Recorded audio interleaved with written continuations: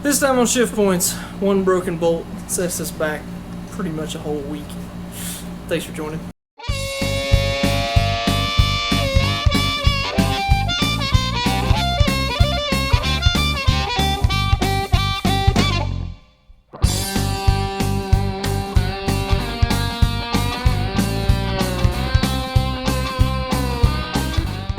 Well, you guys you saw us last time get the hardware on for the front disc brakes. That's the rotors and the caliper and all that, and getting the mount put in place.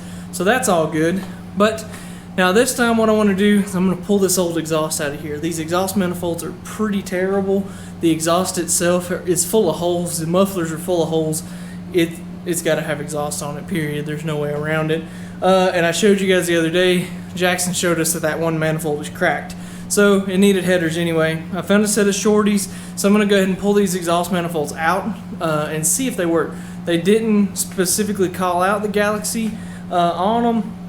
We think they'll clear, but I want to go ahead and do that because they're supposed to be here today, so I want to get these off so we can find out right away if they are going to clear, and I've still got some options if they don't. So I'm going to go ahead and start doing that, pull the old plug wires off too, and go ahead and get that out of the way because we've got a new HEI distributor for it. To upgrade the ignition system a little bit. Well, I got this exhaust manifold off on this side, so it's all clear. I'll show you this one here. This is the one that was broken. You can see how cracked it is. It was really bad. It circles all the way around over here into the surface there. And that goes almost all the way around. Then look on the bottom. Yeah, it's cracked all the way around basically. So yeah, it was definitely good. These things are terrible anyway, and whoever thought it was a good idea to have these bolts in this design, I don't know. I don't get it. It's awful. It was really hard to get these off. Top four, no problem really, but this one here on the bottom and this one back here on the bottom, very, very difficult to get to. And if you look, that stud is extremely close to being in line with that hole, or with that bolt hole there. Made it pretty difficult to get off, but got this one done. I'm gonna go ahead and drop the other side out now. So the other side went a little faster, but not as smoothly. Ended up breaking 3 of the heads of the bolts off of the 8. I wanted to show you this side too, but man, these things are, me and Dad were laughing about it, these things are absolutely definition of make it fit, don't make it perform, because these are, it's like they purposely made them this way to like not flow. Like they're terrible. Like they're really, really bad exhaust manifolds. But anyway, hopefully these headers will get here at some point, and we're gonna let those 3 that broke, we're gonna let those really saturate and sit in some gibs and see if we can get them out. Best I can tell with the retainers and everything that was on them, those are the original bolts from '64. Those have been there for a long time. I'm not really surprised we broke some of them. I was hoping not to, but just part of it when you're working on this stuff. But man, I'm even more glad. Dad was trying to convince me into putting these on, in the headers on. I didn't really want to because I didn't want to spend the money, but after really looking at these, it's definitely worth it. He's definitely right. So we're gonna get these saturated and see what else we can get done here.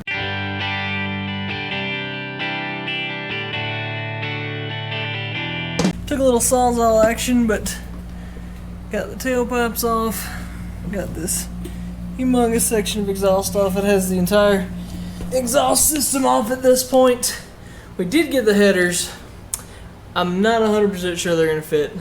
Still haven't, kind of did an initial test, but I haven't looked at it real hard. So now that I got this out of the way, it might open up some paths. Let's see.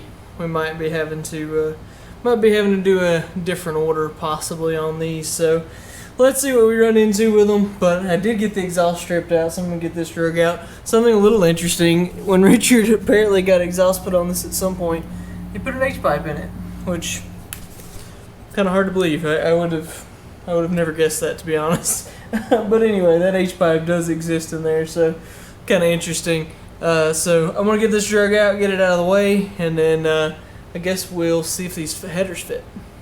Well, I really messed it up this time. I told you guys we broke the heads off 3 of those bolts. So we had taken them, and I think I showed you guys, but we took and sprayed that Gibbs on them. I mean, just saturated it, let them sit there for a while. Got this one out. This one was broke, that one was broke, and that one was broke, which you can still see that one's back there. This one came out no problem. This one, messed with it once, kind of moved a little, so we sprayed some more Gibbs on it. And then when I put the vice grips back on it, just barely touched it, didn't even put any pressure on it really, and it snapped. And that thing is flush. I don't know if I can get the camera down here, but you can see that it is completely flush with the cylinder head. And so we've thought about it a little bit and kind of trying to plot a little bit, but we think what we'll do is detach the Z-bar back here so we don't mess with the clutch, unbolt this side of the engine, see if we can jack the engine up over here, take out this is like a cardboard dust cover kind of thing, dirt relief, and we think if we can jack the engine up here and move this, we can get through here, through there, and possibly get to where we can center punch this. Well, we can center punch it good, we can drill it and potentially back this out either with an extractor or with a drill bit or something. But we need to spray some more Gibbs on this before we head out anyway. And then that one, we're gonna make sure we put some heat on it before we ever touch it and see if we can put enough heat on it that it'll just come out. Because if we break that one, like Dad said, we're pretty much gonna have to pull the motor out of it. And we do not wanna do that unless we absolutely have to. So that's tomorrow because it's a little late and I got a little upset about it whenever I broke that. So, but we're gonna ease out of here and work on that sometime tomorrow. You guys saw us see where we were yesterday on having that one bolt break off in the cylinder head over there. We still got the other stud sticking out. Dad is in the process currently of cleaning out the torch really well.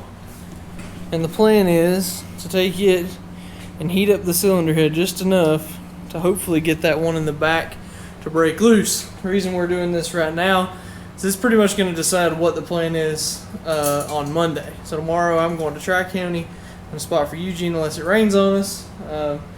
Dad's got some stuff he's got going on, so we're probably not going to be working on this thing at all tomorrow, and usually don't work on Sundays unless we have to. So this is pretty much going to decide what we're going to do Monday. Do we pull the engine, or do we just have to work on doing that one? So the plan is to get this heated up, see if we can get it out, the back one, and hopefully it does not break. And like I said, that'll save us from pulling the engine. The other cool thing that happened today was we got the call that my wheels were done. And so we went and picked them up, and gosh, they look awesome. They look really good. This is one of the 8-inch ones. Told you guys I've got 2 7s for the front and 2 8s for the back. But I'm gonna put this on for you real quick. This is, like I said, this is the 8. We got to talking about it. We didn't know. We were a little worried about running into some clearance issues that we hadn't really accounted for. Let's set this camera here real quick. That we hadn't accounted for. We were a little concerned that possibly this might run into that a little bit. I'm gonna throw this thing on here, and these have the same back spacing, the 7s and the 8s. Put that on. You get an idea of what it's gonna look like, and again, there's no tires, so that it's hard to reference it. The suspension's all the way down, so it's a little hard to reference it. But I just think that this wheel combination on this thing is going to completely change the look of this car. That's what me and Dad were talking about. I think it's going to completely change this thing. But the clearance issues that we were worried about were up here at the upper control arm and all of this assembly. But we've got plenty of clearance here. I think that's fine. I went in and rotated the wheel all the way to the left and all the way to the right, and it looks like everything's going to clear just fine. So that's going to look really good. And just to give you guys a little bit more of an idea of what we're going for, because I don't think I've actually showed these on camera, is the hubcaps that I found that I really like for this. I saw these online on another Galaxie, and it made me go scouring the internet for them, and I finally found the ones that I need. But so like with that, I think it's gonna give it a really kind of a modern look a little bit, but also really classic at the same time. I'm really, really, really happy with this combination. For those who don't know, I kind of had to learn it the hard way a little bit. That style of hubcap, if you're watching this, you want to do the Galaxie, that's like the 10 and a 10.5 inch hubcap. They make a 9.5.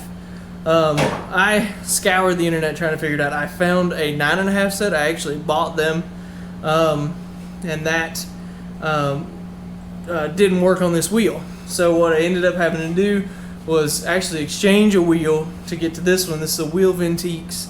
It's kind of an OEM replacement. Wheel Ventiques wheel, and then finally found a set of the 10-inch ones. And those are the ones I ended up buying, and finally put those on there, and that's going to work for this combination. So if you do this, go with the Wheel Ventiques style that accepts the 10. I think they call it a 10 and an 8 style hubcap, and then look for the 10.5 or 10 and just over 10 inch hubcaps for these. If you're looking for that combo, it'll save you a little bit of headache. I had the headache, so hopefully you don't have to, but I think this is going to look really, really, really good on this car. So we're going to go. Looks like Dad's got the torch fired up. Let's go see what he's into. Should be able to set the valve cover gaskets on fire. Yeah, I see that.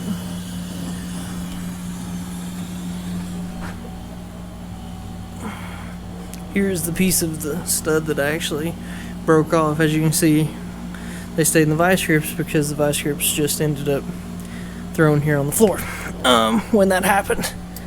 Look at those unlatched.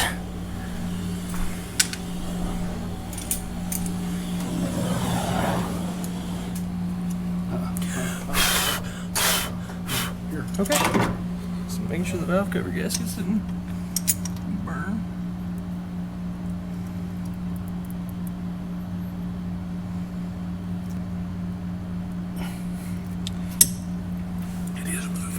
Is it? Very slowly. Good. Yeah.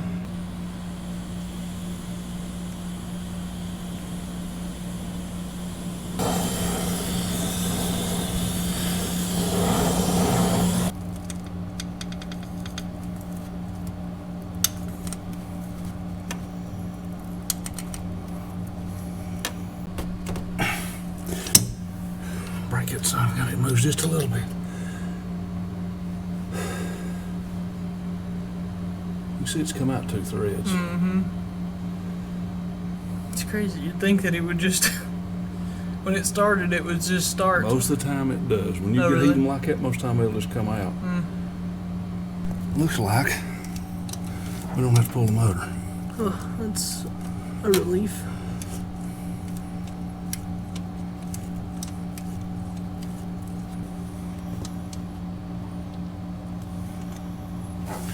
There you go. That's 2 of the 3 out that broke. So it took a couple, 2 or 3, maybe 4 different times of heating this thing up to finally get its attention. Like Dad said, we didn't hardly get it hot enough those first couple times, but that did back out. He took those channel locks and was able to get it to back out. So we don't have to pull the motor.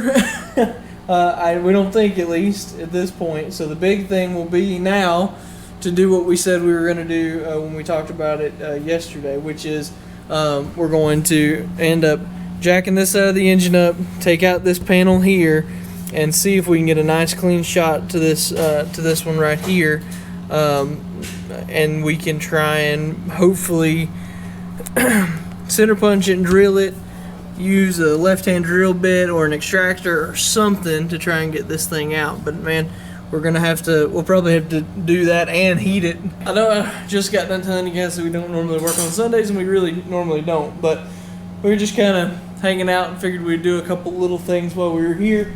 I went ahead and pulled the old coil off of this thing and pulled the old plug wires off. I told you guys we're going to put the HEI distributor in this. It's got the male pins on top of that, so we're going to have to get new plug wires. Anyway, they were actually pretty fresh and looked pretty good, but like I said, we have to completely redo that, so we're going to pull those off. We'll eventually pull this distributor out. I thought it was pretty interesting. This thing's got a solid line for the vacuum advance on this, but anyway, so that's all kind of interesting stuff we found.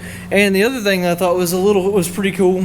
So if we go over here and look, this coil, must have been the factory coil, because it is a Famoco FAC 12029-A, used with the external resistor, 12 volt coil. So that must be the stock one, because like I said, with that Famoco being on there, and I don't imagine he would have went back to the Ford place to get a coil if he needed it. But yeah, so the other thing that we figured out the other day was that the headers that I bought would not work. They won't fit. So I did an exchange on those. We've got the ones that should bolt right up to this. They're a little bit more expensive, but we have the Sandersons that should bolt right up in this application. I did an exchange, got those on the way. Those should be here in a couple days, hopefully. But the big thing that came with that is replacing this old, they call it the coffee can starter. So if you look back here to this giant starter, that has to come out to give clearance for the exhaust and everything. It needs to be replaced with a mini starter. The cool thing is on Sanderson's website they actually call out the starter that they recommend to use, which is a PowerMaster 9606. Though you can get those on Amazon. I got mine from Summit because they're actually about $30 cheaper at Summit than on Amazon. But those PowerMasters, I've put one on my truck, put one on the Jimmy that I had.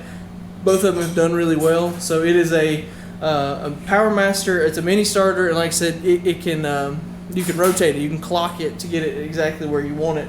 So that's supposed to be here tomorrow, unless it's FedEx, then maybe it's sometime this week. But what we'll do, the big thing I want to do today is after I get all this stuff stripped off, I'm going to go under here and pull this old coffee can starter off of this thing and go ahead and get that out of the way, so that we are ready to go when the new starter gets here. And since getting that bolt out of the cylinder head is going to be a little bit of a bigger job, we'll save that for tomorrow. So this is kind of a little something that we can do just to keep making some progress as we go along here. So I got this starter out, and you can see kind of how huge it is. But the thing that me and Dad were talking about that is pretty interesting is this thing's got like a shaft support that goes back here. So when that goes back into the bell housing, I don't know if I can ever get this on camera here. I don't think so, but you can see down in here is where that mounts, but basically that goes back in there and that supports that. I mean, the flywheel is not that far back in there. So the new starter doesn't look like it takes that. It calls the one that we got, that 9606 PowerMaster, it doesn't look like it takes that. So I don't know, well, I guess we'll see when it gets here, but just thought it was kind of interesting. Dad said he didn't remember that being on his truck. He said he's pretty certain of it. So let's see, what we get into with that. But so that's a little interesting find. And since I had to disconnect the battery cable from that starter, I went ahead and pulled all the battery cables off. And you can see, I told you that new ones were needed. Richard has patched these before with some electrical tape, and this one has completely burnt through, corroded really bad. This one, I mean, they're all not good.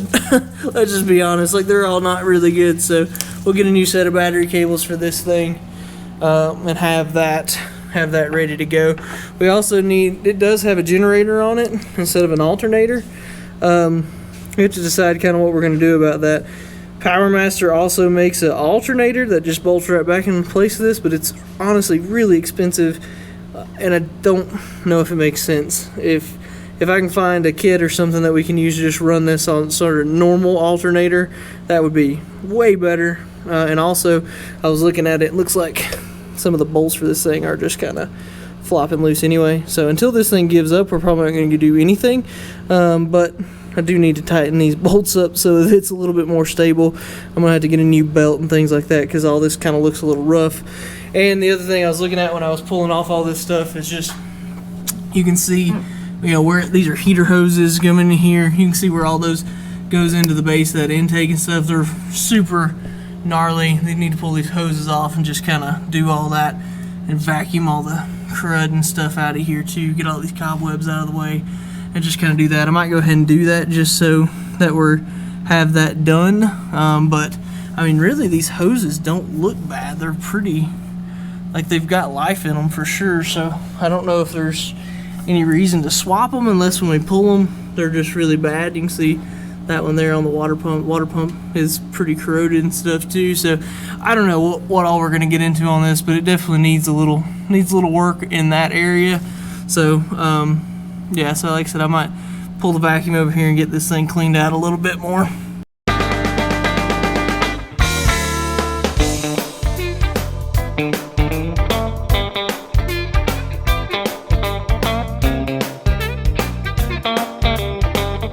One other thing I want to try and get done today, since I'm kind of in the deconstruction mode today, just in the mood to kind of get everything out of the way, I want to pull this back seat out of this thing. I'm not 100% sure how to do it. I looked online a little bit. Let's see what it takes to get it pulled out. Is hopefully maybe this week. I don't know. We'll see. Maybe this week sometime. We can get Jackson over here. I want him to start digging into this interior. I want him to really clean it up because everything's got just like a little layer of kind of a whitish colored mold on it. And I just want this thing feeling fresh. I mean, yeah, I want the interior I mean, I know he's going to work on the exterior too, but I want them both to just be shining like new because I think as in good a shape as all this stuff is, that it can be. Like, I think the whole assembly should be in really, really good shape and be super shiny and new looking when we get done with it. So let's get in here and see if we can figure out how to pull this thing out.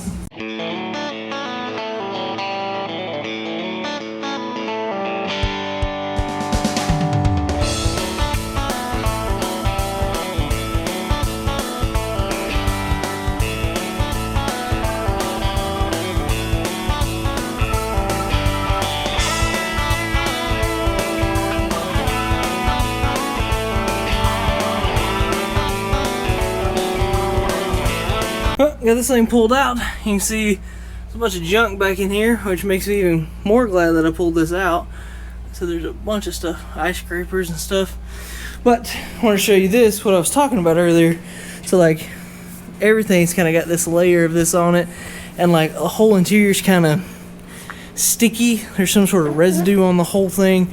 I don't know if it's a combination of it setting so long and kind of this mold, or if it's just the vinyl itself. I don't know, but it's definitely super gross and not very comfortable to sit in. It gets on your hands, it's awful.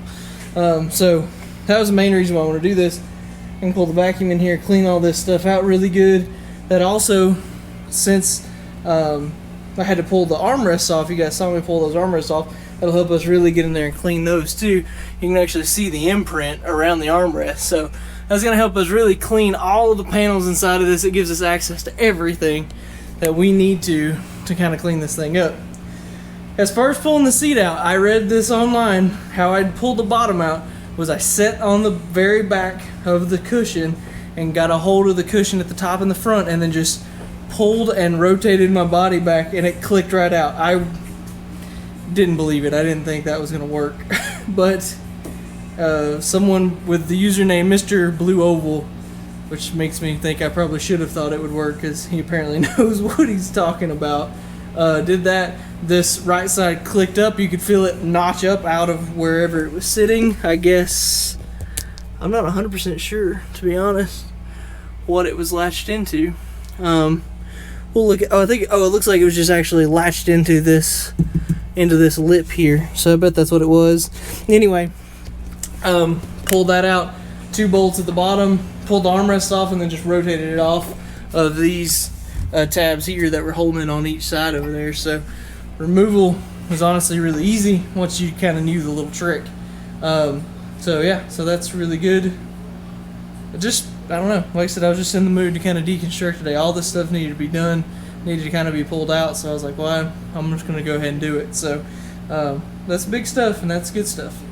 Alright, so we've got started on it. Kind of the last thing that we're probably going to do in this video is we're going to do our best to get what's left of that bolt in the cylinder head out of here. So let me show you what we've done so far. We actually, we went in, there's a stud that goes through, comes out of the motor mount and into this bracket here. We took that bolt off, went under here with a jack and a long 4x4. And the 4x4 actually caught on the block. This is not on the oil filter boss or anything. So it actually got caught on the block and the engine mount and the block mount here. And we were able to take and jack it up. Now this since that stud there is, or the mount there for that stud is slotted, so we were able to jack this thing up probably a good 1.5 inches, maybe 2 inches, and then that also caused the block to rotate up like this also. So if you look at it, we've gained some room here. We've actually gained a bunch of room right here. This used to be set somewhere probably about right here if you're looking for distance wise. So we about more than doubled the space that we have here. Dad took the oil, the dipstick out and put a cap over this, make sure nothing went down in there. But so like I said, we about doubled our room here. I don't think we'll ever be able to come in like this, like we were planning to come through the inner fender. But I think with this double in this room, we can take our right angle drill that we have and put it and put a drill bit in this and start drilling it. And when we drill it, we're going to heat this, and hopefully if we can heat this real good and drill that, it might just start pushing its way through. So on the other side of this, that is drilled and tapped all the way through here. It appears to be, at least. So we're hoping that we start to drill that, put a little heat to it, it might break loose here and just start pushing its way out here. So that's the hope and kind of the plan. But I wanted to show you guys the initial setup that we had and how we got to this point where we could do that.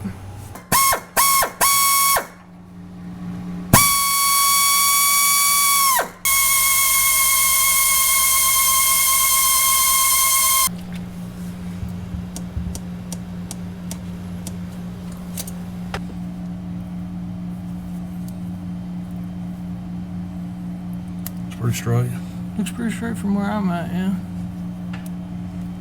I want to show you kind of, guys, what we ended up doing. So we tried that. What we tried to do was to drill and tap the bolt, the center of this bolt that was stuck in here.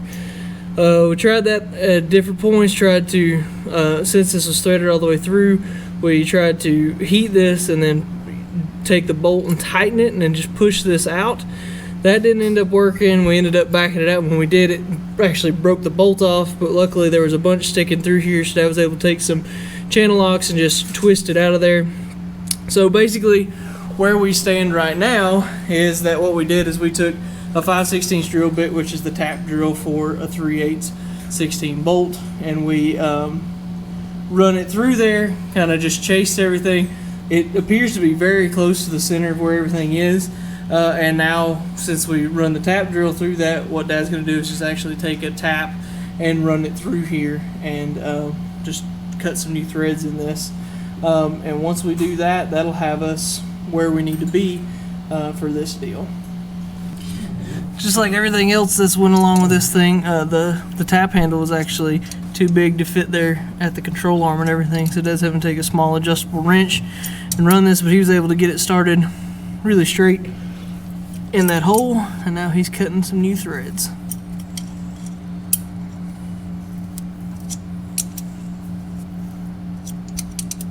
I wanted to show real quick kind of what we got here, taking one of the header bolts from the other side, and you can see here, if we run this up in here after we've tapped that, it's down in here, you can see that bolt threads up in there easily, smoothly, and it's not loose or anything.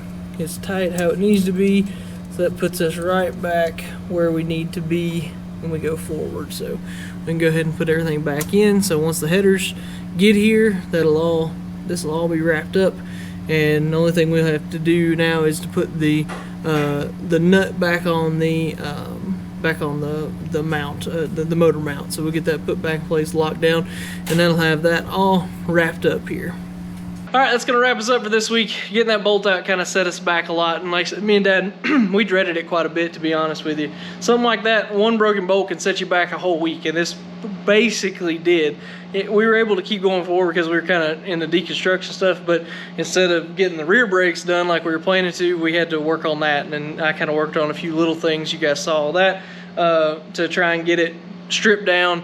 This guy over here, Jackson, he's gonna start working on the interior here soon, because you guys saw that too, it's pretty gnarly, but we're really excited about that. I'm gonna take some wheels down to Eugene and get some tires on this thing, and we're getting ready to go back in the other direction as hard as we can. So appreciate everybody that's been watching. Make sure to hit that subscribe button when it pops up in the middle, and follow us on Facebook and Instagram. We're putting up stuff pretty much every day at this point. So thanks for joining. We'll see you guys next week.